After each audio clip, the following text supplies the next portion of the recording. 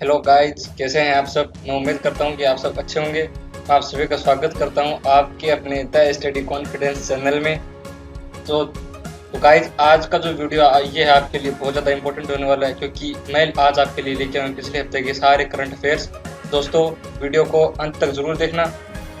तो चलिए बात करते हैं आज अपने करंट अफेयर की। पहला प्रश्न है, भारत में अब तक प्लास्टिक वेस्ट से कितनी लंबी सड़क बनाई जा चुकी है। यानी कि जो प्लास्टिक का जो कचरा है उससे भारत में अब तक कितनी लंबी सड़क बनाई जा चुकी है, आपको ये जवाब देना है। और यदि आपको जवाब आते हैं तो जवाब आप कमेंट बॉक्स में मुझे लिख करके देवें।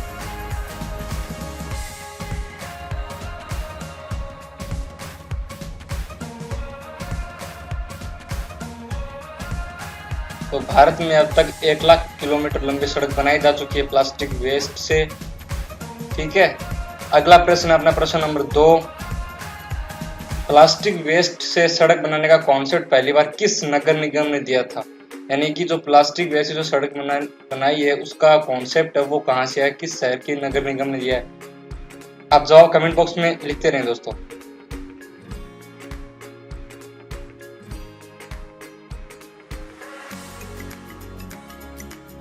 तो मैं इसका जवाब बता देता हूँ। यह जो कॉन्सेप्ट है प्लास्टिक वेस्ट से सड़क बनाने का, यह कॉन्सेप्ट दिया था चेन्नई ने, और वो चेन्नई ने 2004 में ये कॉन्सेप्ट दिया था।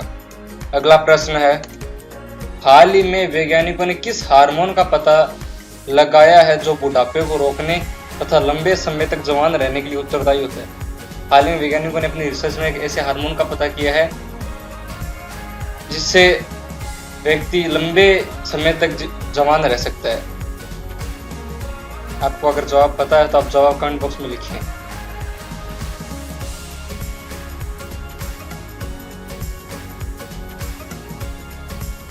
तो दोस्तों, इसका जो जवाब है वो होगा ऑस्टियोकैलिसन नामक हार्मोन है, जो कि व्यक्ति को बुढ़ापे को रोकने तथा लंबे समय तक जवान रहने के लिए उत्तरदायी होता है। और इस हार्मोन का कार्य ये होता है कि ये हड्डियों से पुराने टिश्यूज को हटाता है और नए टिश्यूज बनाता है, और ये हड्डियों में स्रावित होता है ये हार्मोन। अगला प्रश्न, कोरोना के कारण पहली बार किस खेल में सब्स्टिट्यूट खिलाड़ी की अनुमति दी गई है। कोरोना वायरस के चलते सब्स्टिट्यूट खिलाड़ी की अनुमति दी गई, कुछ खेलों में थी कुछ खेलों में नहीं थी। तो एक ऐसे खेल में अनुमति दी गई जिसमें से पहले से सब्स्टिट्यूट खिलाड़ी की अनुमति नहीं थी। तो वो खेल कौन सा है जिसमें पहली बार सब्स्टिट्यूट खिलाड़ी की अनुमति दी गई है।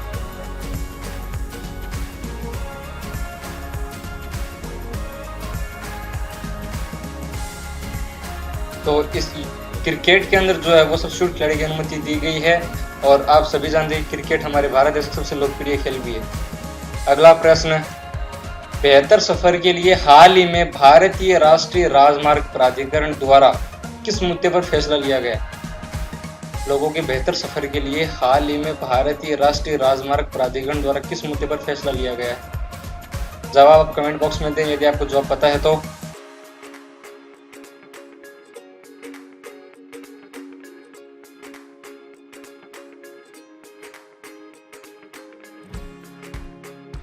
इसका आंसर मैं बता देता हूँ, राजमार्गों की रैंकिंग का। यानी कि इस साल से जो राष्ट्रीय राजमार्ग उनकी रैंकिंग की जाएगी उनके बेहतर सफर के आधार पर।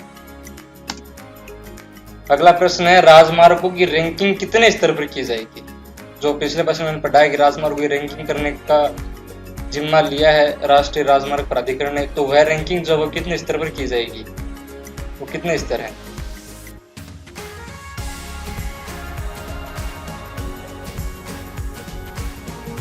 तो दोस्तों, राजमार्ग की रैंकिंग जो है वो 3 स्तर पर की जाएगी।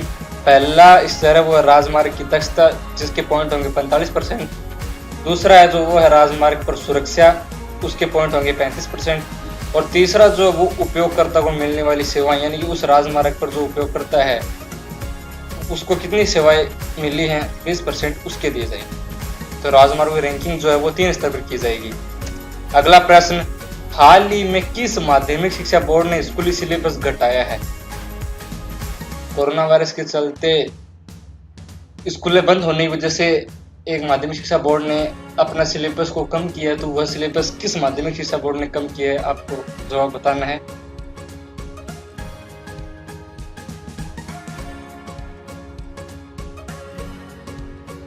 तो जो स्कूली सिलेबस घटाया वो घटाया है सीबीएसई ने।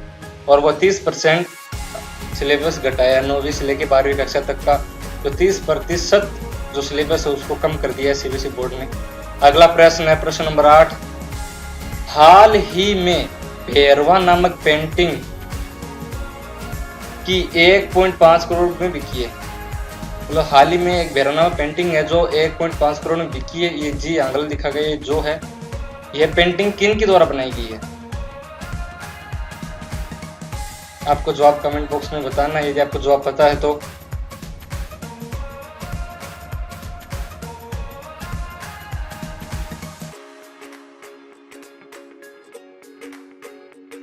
ये पेंटिंग बनाई गई है जग्गी वासुदेव द्वारा और यह दूसरी पेंटिंग है।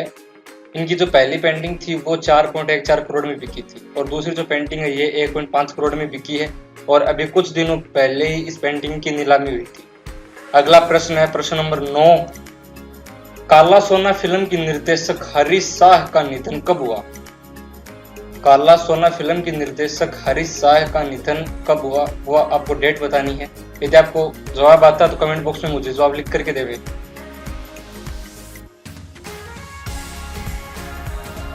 देखिए गाइस, इसका जो जवाब होगा वो होगा 7 जुलाई 2020 वार मंगलवार, यानी 7 जुलाई को जो वो निर्देशक हरीश शाह का निधन हुआ है।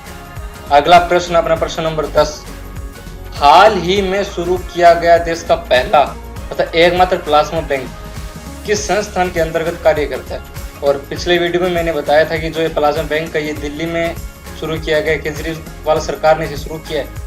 लेकिन यह जो प्लाज्मा बैंक है ये मेडिकल की कौन सी यूनिट यानी कौन संस्था के अंतर्गत ये काम करता है? और ये संसाधन अगला दिखा गया, ये संस्था है यहाँ पे।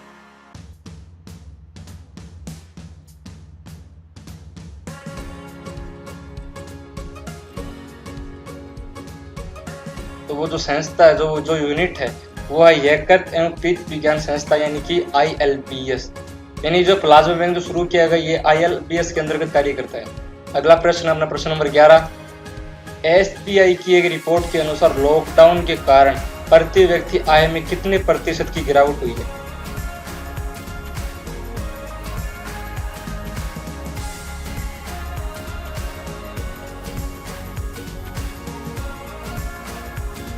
तो दोस्तों इसका जवाब होगा 5.4% की गिरावट हुई है।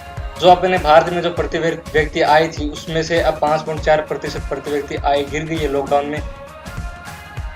अगला प्रश्न है, विश्व बैंक ने हाल ही में किस देश के लिए 1.05 बिलियन अमेरिकन डॉलर की राशि मंजूर की है? विश्व बैंक ने हाल ही में किस देश के लिए 1.05 बिलियन अमेरिकी डॉलर की राशि मंजूर की है?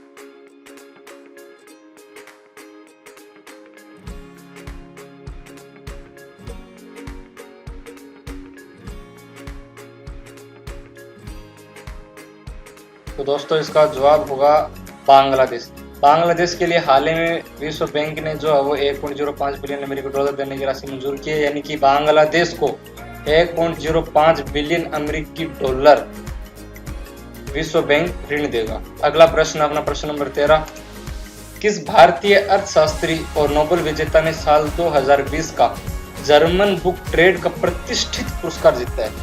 यानी कि भारत के शास्त्री हैं और नोबेल विजेता भी रह चुके हैं और उन्होंने साल 2020 का जर्मन बुक ट्रेड का प्रतिष्ठित पुरस्कार जीता है।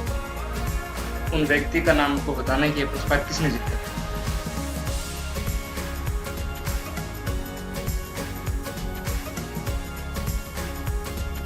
तो देखिए गाइस, ये पुरस्कार जो जीता है वो जीता है अमर्त्य सेन ने। अगला प्रश्न है प्रश्न नंबर 14, हाल ही किस देश ने चीन, वियतनाम और कोरिया से कुछ इस्पात उत्पादों के आयात पर एंटी डंपिंग शुल्क लगाने की घोषणा की है? यानी कि जो इस्पात का जो आयात होता है उस पर एंटी डंपिंग लगाने की घोषणा की गई है, तो वह किस देश ने घोषणा की है आपको ये बताना है।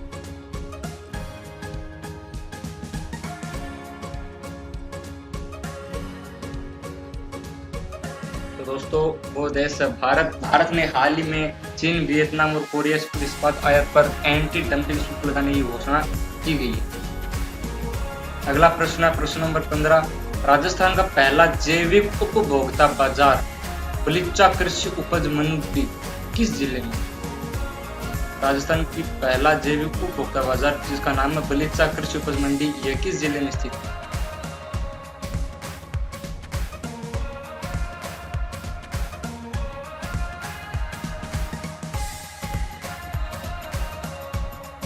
तो ये बलीचा कृषि उपज मंडी जो ये उदयपुर जिले में स्थित है और ये अपने राशन की पहली जैविक उपभोक्ता मार्केट भी है। अगला प्रश्न है, एशिया का सबसे बड़ा सौर प्लांट कहाँ स्थित है तथा ये कितने हेक्टेयर में फैला है? हाल ही में अभी जो सबसे बड़ा एशिया सौर प्लांट है उसका उद्घाटन इंडिया के प्रधानमंत्री से नरेंद्र जी मोदी द्वारा किया गया है। तो वो जो सौर प्लांट है वो कहाँ स्थित है और कितने हेक्टेयर में फैला, आपको बताना है। तो ये प्लांट है रीवा में, जो कि नई दिल्ली के आसपास का एरिया है और ये फैला है 1550 हेक्टेयर में और इसकी जो 24% बिजली है वो दिल्ली मेट्रो को दी जाएगी। अगला प्रश्न है प्रश्न नंबर 17, असाधारण हास्य प्रतिभा के धनी जगदीप उर्फ सैयद इस्तिमाक जाफरी का निधन कब हुआ? यानी कि बहुत बड़ी बॉलीवुड हस्ती है जो कि असाधारण हास्य प्रतिभा के धनी है, उनका नाम जगदीश उर्फ सैयद इस्तिमाक जाफरी। उनका निधन कब हुआ, आपको तारीख बतानी है, डेट ऑफ बर्थ।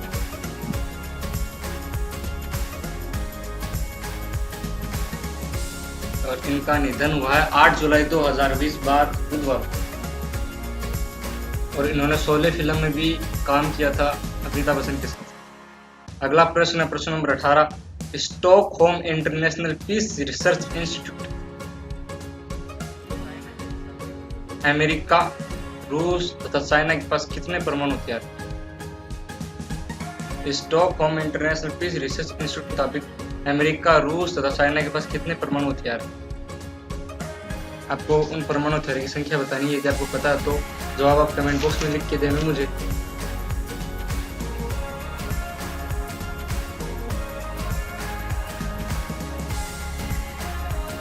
तो दोस्तों इसका जो जवाब है वो है क्रमशः है, अमेरिका के पास है 7550, रूस के पास है 6375 और चाइना के पास है 320 परमाणु हथियार। यानी सबसे ज्यादा अमेरिका के पास, उसके बाद रशिया के पास और उसके बाद चाइना के पास। अगला प्रश्न नंबर 19, हाल ही में कोरोना वायरस के बीच ऐसा कौन सा देश है जो परमाणु हथियार बनाने में जुटा है? यानी कि विश्व का ऐसा कौन सा देश है जहाँ कोरोना महामारी बहुत ज्यादा फैली हुई लेकिन फिर भी वह देश अभी परमाणु हथियार बनाने में जुटा है, अपने परमाणु हथियारों की संख्या बढ़ाना चाहता है। उस देश का नाम आपको बताना है।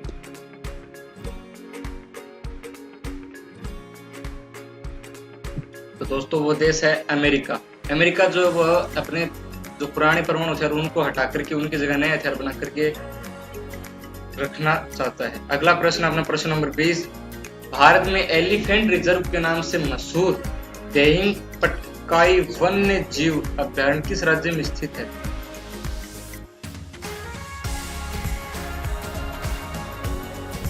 भारत में एलिफेंट रिजर्व के नाम से मशहूर देहिंग पटकाई वन्य जीव अभ्यारण्य किस राज्य में स्थित है?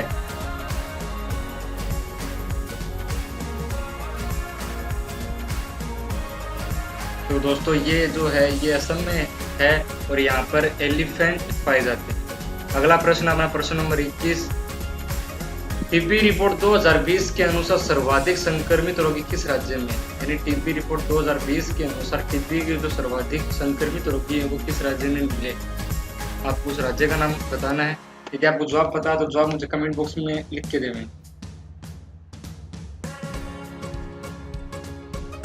तो दोस्तों इसका जवाब होगा उत्तर प्रदेश। उत्तर प्रदेश में सबसे ज्यादा टीबी के मरीज 2020 की रिपोर्ट के अनुसार। अगला प्रश्न है, विश्व जूनोसिस दिवस कब मनाया जाता है? वर्ल्ड जूनोसिस दिवस कब मनाया जाता है? किस डेट को मनाया जाता है? तो दोस्तों विश्व जूनोसिस दिवस जो है वो मनाया जाता है 6 जुलाई को। और जूनोसिस का मतलब होता है कि वे रोग जो पशुओं से मनुष्य में फैलते हैं उन्हें हम जूनोसिस कहते हैं। जूनोसिस यानी कि जो रोग पशुओं से मनुष्य में फैलते हैं, जैसे कोरोना वायरस है, ये भी एक जूनोसिस है। तो विश्व जूनोसिस दिवस जो है वो 6 जुलाई को मनाया जाता है। अगला प्रश्न अपना प्रश्न नंबर 23, हाल ही में किस कंपनी ने ट्रांसपेरेंट यानी पारदर्शी मास्क बनाया? हाल ही में किस कंपनी ने पारदर्शी मास्क बनाया है?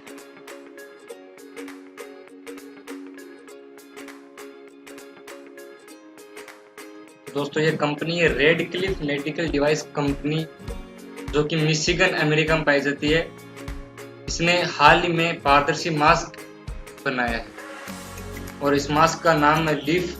और ये मास्क 3 प्रकार का इन्होंने बनाया, इन 3 प्रकार की ये मास्क है। तो इसका जो एक प्रकार है लीफ प्रो मास्क, वह स्वयं सैनिटाइज होता है, समय पर स्वयं सैनिटाइज होता रहता है। ठीक है, अगला प्रश्न अपना प्रश्न नंबर 24, विश्व जनसंख्या दिवस कब मनाया जाता है? विश्व जनसंख्या दिवस कब मनाया जाता है?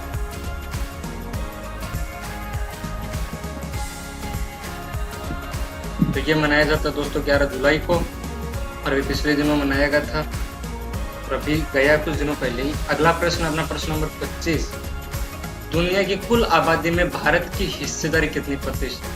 यानी कि जो दुनिया की टोटल जो आबादी, जो टोटल जनसंख्या है, उसमें से भारत की हिस्सेदारी कितने प्रतिशत?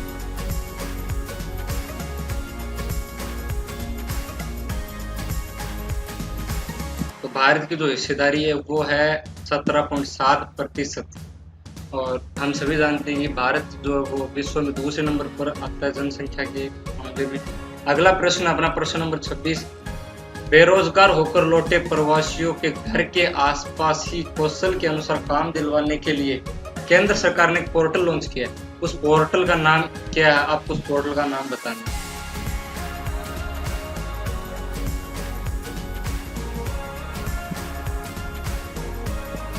दोस्तों उस पोर्टल का नाम केंद्र सरकार ने रखा है असीम पोर्टल, और उस पोर्टल का एड्रेस है smic.nsdcindia.org।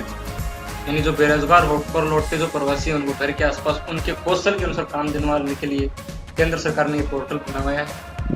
ठीक है, अगला प्रश्न अपना प्रश्न नंबर 27, सुप्रीम कोर्ट ने किस सेवा को तथा कब मंजूरी दी जिससे देश की अदालतें विभिन्न मामलों में पक्षकारों और आरोपियों को SMS तथा व्हाट्सएप से सम्मन नोटिस भेज सकेंगी?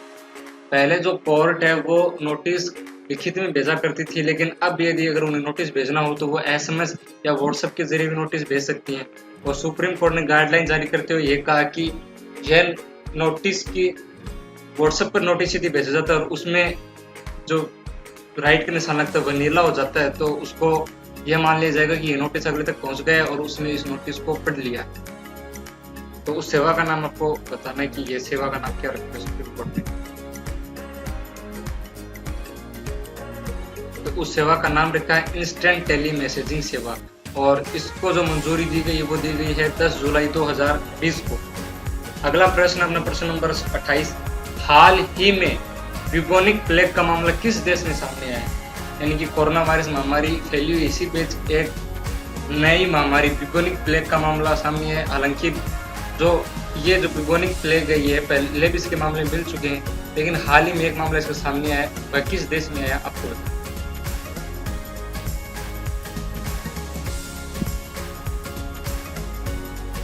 तो दोस्तों ब्यूबोनिक प्लेग का मामला सामने आया है चीन के अंदर, और यह चीन के इनर मंगोलिया के बयानन्यूर शहर में एक व्यक्ति ब्यूबोनिक प्लेग संक्रमित मिला। अगला प्रश्न अपना प्रश्न नंबर 29, खसरा तथा रूबेला से मुक्त होने वाले 2 ऐसे देश कौन से? हाल ही में WHO ने एक रिपोर्ट जारी की जिसमें एशिया के 2 देश जो खसरा तथा रूबेला से पूर्णतः मुक्त हो गए हैं। उन 2 ऐसे देशों के नाम आपको बताने हैं।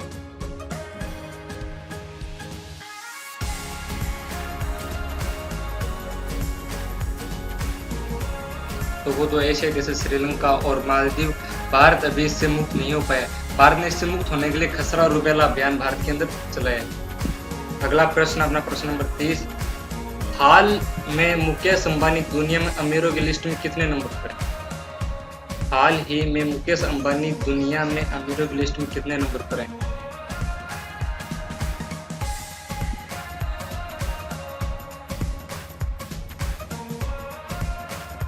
तो गाइस मुकेश अंबानी जो है वो दुनिया के अमीरों की लिस्ट में 8वें नंबर पर है, और जो दुनिया के जो टॉप 10 अमीर है उनमें एशिया के एकमात्र व्यक्ति मुकेश अंबानी है, और इनकी जो टोटल नेटवर्थ है वो है 5.14 लाख करोड़ रुपए।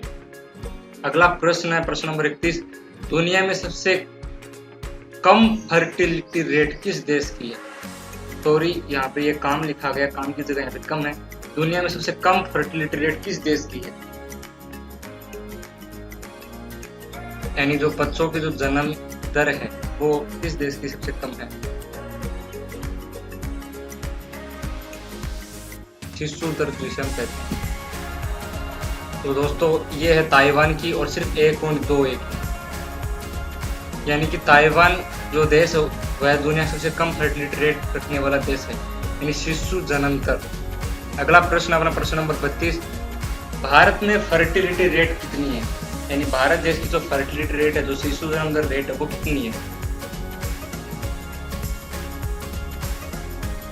तो देखिए दोस्तों, भारत की जो फर्टिलिटी रेट है वो है 2। अगला प्रश्न अपना प्रश्न नंबर 33,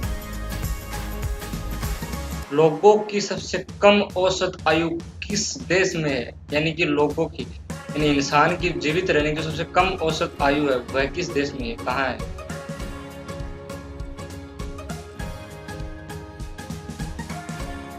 तो गाइज ये है अफ्रीका के नाइजीर देश में, और वहाँ की जो औसत आयु है मात्र 15.2 वर्ष, यानी कि वहाँ के जो लोग हैं वो औसतन 15.2 वर्ष तक ही जीते हैं, इससे ज़्यादा वो नहीं जी पाते। अगला प्रश्न अपना प्रश्न नंबर 34, हाल ही में किस प्रोड्यूसर ने गैंगस्टर विकास दुबे पर फिल्म बनाने की बात कही है? आप सभी जानते हैं कि हाल ही पिछले दिनों गैंगस्टर विकास दुबे की एनकाउंटर में मौत हुई है। तो एक बॉलीवुड के प्रोड्यूसर हैं जिन्होंने इन पर फिल्म बनाने की बात कही है, आपको उन प्रोड्यूसर का नाम बताना है।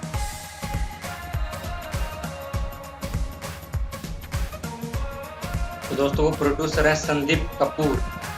अगला प्रश्न अपना प्रश्न नंबर 35, रॉक के फाउंडर और पहले चीफ रामेश्वर नाथ काओ की जिंदगी पर कौन फिल्म प्रोड्यूसर वेब सीरीज बनाने जा रहे हैं? यानी कि जिन्होंने रॉक की खोज की, यानी रॉ जिन्होंने बनाया, और जो रॉ के पहले चीफ थे जिनका नाम था रामेश्वर नाथ काओ, उनकी जिंदगी पर एक बायोपिक बनाई जा रही है। वह बायोपिक कौन प्रोड्यूसर बना रहे हैं, आपको उन प्रोड्यूसर का नाम बताना। तो देखिए गाइज, उन प्रोड्यूसर का नाम है फिरोज नाडियाडवाला। फिरोज नाडियाडवाला जो है वो रॉ के फाउंडर रामेश्वर नाथ काओ की जिंदगी पर एक बायोपिक बनाने जा रहे हैं। अगला प्रश्न अपना, दुनिया का सबसे युवा आबादी वाला देश कौन सा है? यानी कि विश्व में एक ऐसा कौन सा देश है जहाँ पर सबसे ज्यादा युवा पाए जाते हैं?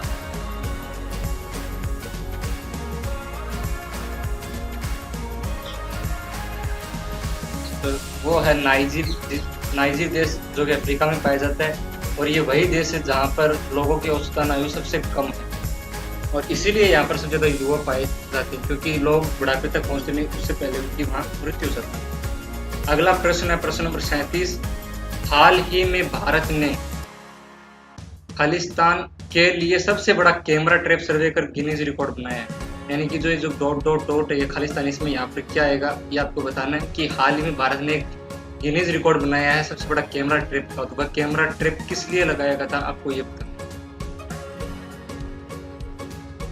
तो दोस्तों इसका जवाब होगा बाघ गिनने के लिए, यानी कि अभी भारत के अंदर जो बाघों की गणना की गई थी उसके लिए भारत ने सबसे बड़ा कैमरा ट्रैप लगा करके गिनीज रिकॉर्ड बनाया है, उसमें अपना नाम दर्ज करवाया है।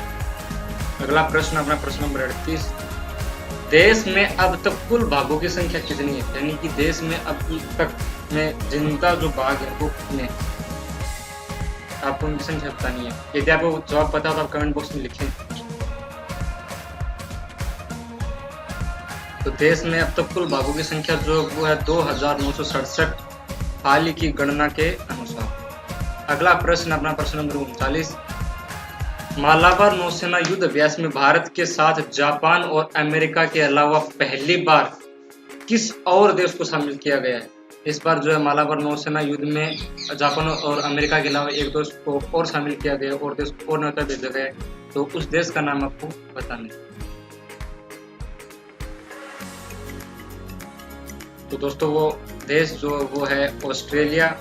ऑस्ट्रेलिया भी इस बार मालाबार नौसेना युद्ध अभ्यास में शामिल होगा जापान और अमेरिका के साथ। अगला प्रश्न अपना प्रश्न नंबर 40, कांग्रेस की अंतरिम अध्यक्ष सोनिया गांधी ने हाल ही में गुजरात राज्य का कांग्रेस का कार्यकारी अध्यक्ष किसे चुना?